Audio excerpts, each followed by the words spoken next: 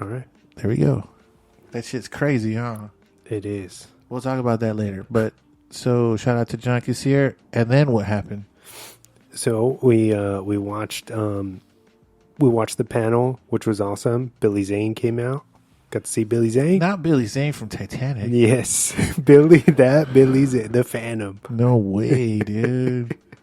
And Dr. Zane.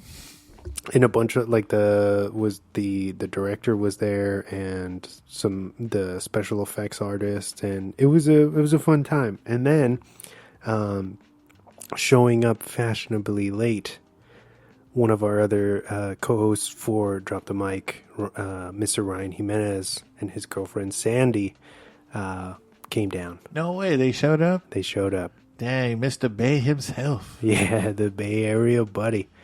He recently had a birthday. Shout out to the belated birthday from the Cove. That's right. I did give him a birthday shout out though. I saw that. Happy birthday, man. If you're listening to this, I know you are.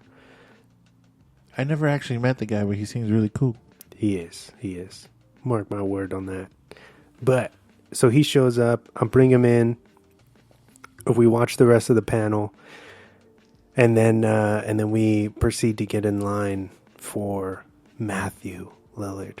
Matthew Lillard from 13 Ghosts. Matthew Lillard from Scooby-Doo. Yes. Matthew Lillard from Scream. Yes. Matthew Lillard from Hackers. From SLC Punk. Damn. The man, the myth, the legend, dude. But yeah, so we got in line for Lillard. Interestingly enough, Ryan and Sandy they jumped in line for Skeet. They wanted to meet Skeet. No way. Apparently more, because that Skeet. Bill Lillard? Skeet is Ryan's boy. Wow. Which is that was an Olsen wow. Yeah. But so it was weird. So the second day, for some reason, Monsterpalooza had these professional photo ops, right? Where you could pay more money and you could go and take pictures with all of the cast together, like professional photo ops. But there were so many people that did it, it took a long time and they weren't at their tables. So then the lines were just capped and not moving for hours. All right.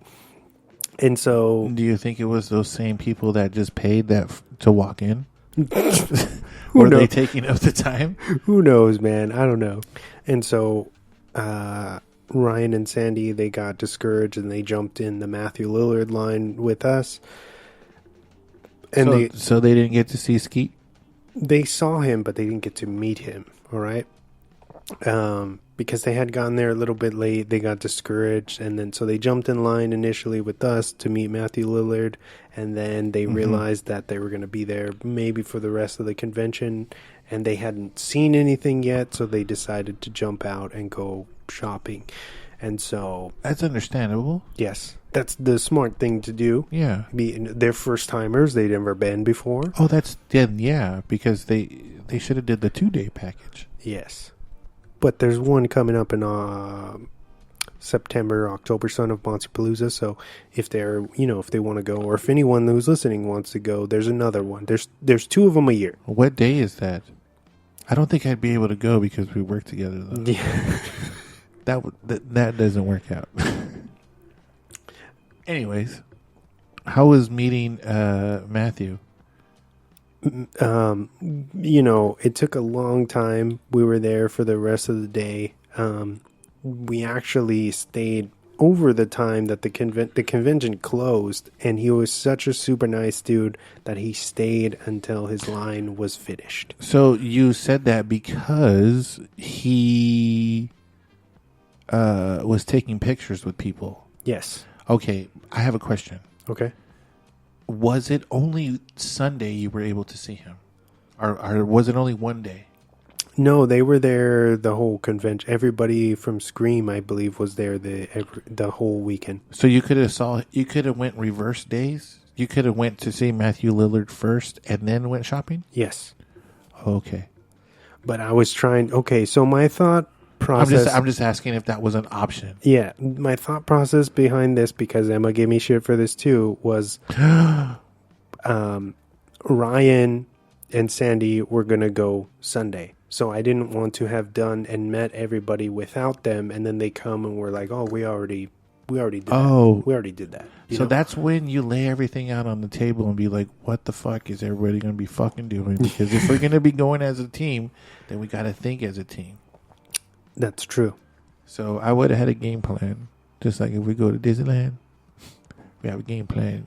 You got to have a game plan. I want to give a shout out to Jamie Kennedy because I watched I follow his Instagram a lot. Okay. And it's really good. It is. I like it. He's a funny dude. Speaking of segue, didn't you meet that guy too? Like a few times already? Technically, yes. The boys. So, while I was in line waiting forever to meet Matthew Lillard, which I want to iterate that it was completely he made it completely worth it waiting all that time. Didn't you wear a Hackers shirt? I did. Kate. Angelina Jolie from Hackers. Just a big-ass print of her. If you haven't seen Hackers, pause this shit and Google it. I'm not even joking. Pause this, Google it, find a way to watch it, and come back to this podcast. Because what are you doing if you haven't seen Hackers? No, for reals. Yeah, watch Hackers. Like, for reals, watch Hackers. I'm not trying to be a movie slob. Just do it. Anyways, that cast is stacked. It is. It's really good. There's a lot of good people in that movie. Doesn't get enough love, for sure. And one of them being Matthew Lillard. Yes. Ate all the fries, Joey? Serial killer. One of the best hackers, dude. He's on the team. He's one of them. Actually, he's like the Yoda, if you think about it, because he got help from the twins, from the what are they even called? Kobayashi twins?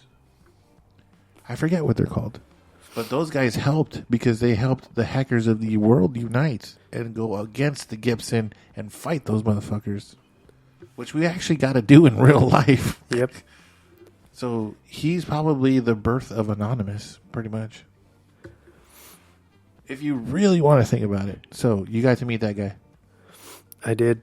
But while I was waiting in line, going back to your question, I saw Jamie Kennedy's line was kind of slowing down. So then the people that we had been hanging out with, waiting to meet Matthew Lillard, said, "Hey, we'll keep your spot. Go meet Jamie right now." That's awesome. And that was Ryan and his girl? No, they took off. That's right. They went shop. to go. Okay, so whoever held the thing for you. Just strangers being nice. Ooh, that's cool. I know. My kind of people, dude. That's why I go there, man. That's really cool. And you didn't even offer him a sandwich or nothing? I should have. I'm a 23-year-old man. I think I can eat a chicken sandwich if I want to. You didn't give him a sandwich? Where's your LeBaron, Wesley? But, all right. So Isn't that cool that I always bring that up? But like, look at that, Wesley. He's a goddamn genius. Look at that, Wesley. That's a Freddy Got Fingered for everybody out there. I hope you guys get it. Reference. R.I.P. to Rip Torn. So me and Emma, we jumped over to Jamie Kennedy, and we had an incredible interaction with him. I wasn't sure if he was going to remember us because he did. Yeah, we talked about this last show. Did we? I think we did. Oh. Or maybe we did. I know you've talked to me about it, but if you want to emphasize on it, please elaborate so just people know what we're talking about. Yeah, so we did talk about the seeing him live in San Diego, a stand-up performance where my girlfriend got in a heated verbal. Let's just say it with the fucking Karen. Yeah, let's lay that out there. Words were said with the Karen, and we single-handedly changed the course of that set that night. All right. And so with the help of a Karen. Yeah. Fast forward to Monsterpalooza. We're in front of Jamie Kennedy, wondering if he's going to remember us. And what does he do? He confirms that Emma, my girlfriend, was correct in what and how she handled the situation. That's awesome, dude. And yeah, not that many people get validation from something that happens where they were like, "Yo, fool, that shit was wrong," and then he said some shit like that, right? Yeah. What did he say, dude? What did he say? He was like, "Wait a minute." Because I'm over on the side, like telling him what happened, because I know he's doing sets everywhere all the time. Hey, dude, and I'm just thinking the whole time, that's B-Rad. Yeah. That's sick, dude. That's fucking B-Rad, dude. And so I'm over there talking to him, telling him like what happened and if he remembers. And he looks at Emma and he goes, "Wait a minute, you're the teacher, aren't you? Whoa, you're the teacher." Okay. At that point in time, you know what I would have thought? My brain would have thought, he's said this to so many people, so he knows this story. Yes. You guys are characters in a cocktail party story. It's amazing. That's nuts, huh? It is. I wonder if he ever talks about it in his podcast. I'm gonna call him out. Jamie, you guys need to talk to the teacher. Jamie, y'all need to talk to the teacher. And so I'm seriously gonna fucking send him this.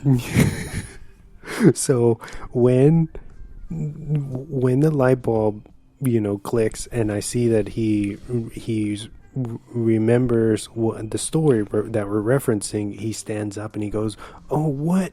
You're the teacher, right?" And he goes, "Let's fucking take a selfie, dude."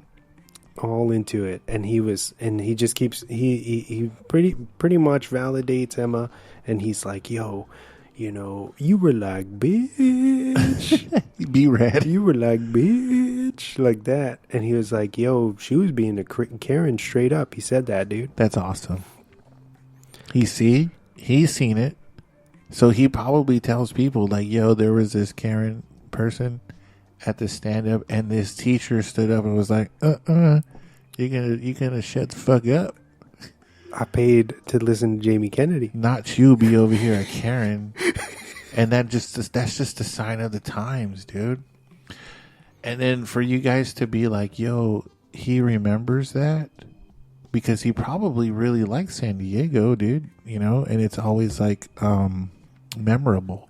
Yeah. Very memorable. My thing going back to that set is, don't, when you're in the front row, because this group of people that we had an issue with were in the front row, and they were being loud. How many were there? 3, 4? It was 4. There was 4 of them against 2? If I remember correctly. And it was just you 2? And they turned around and they were like, "Yo, if you wanted to hear the set, why'd you sit up front?" What kind of bullshit answer is that? And I'm just like, "Yo, like, do you not know how comedy works?" You know what I mean? Like, you don't, and I even said this to them in their ear. I said, "Dude, would you go to see your favorite performer play an acoustic set and talk the whole time?" They don't understand that. But you guys handled it very nicely. All I want to say is that I'm sorry to Jamie Kennedy for interrupting. Like, if we interrupted his train of thought that night, that wasn't our intention. But we were just trying to roll with the situation. You guys were kind of blended into it, right? Yeah, and it's very understandable. Even if I didn't know you, if I was there at that place, I probably would have told both of you guys to shut the fuck up. But more so the people being stupid in the front. I feel like they were on some caucasity shit, and I don't even know them. But yeah, it was all out of respect for him, because it's like that, when people are doing that, it's the same as heckling, and that's, interrupting. That's a no-no. Yeah. Especially for comedy. So you guys, they made it about them. And Jamie understood that. And that's why he remembers you guys. Because he probably never had that happen. Right? Being in that situation, I don't think so. That's why he remembers it. And also the fact that he remembers Emma's profession as, "Yo, bitch, I'm a teacher." Like, come on. I'm making sense here. Yeah. Listen to it. I have logic. Like, that's on some real shit. Like, shut the fuck up. I'm a teacher. But yeah. Jamie Kennedy, dude. shout out to you. If you do stumble upon this,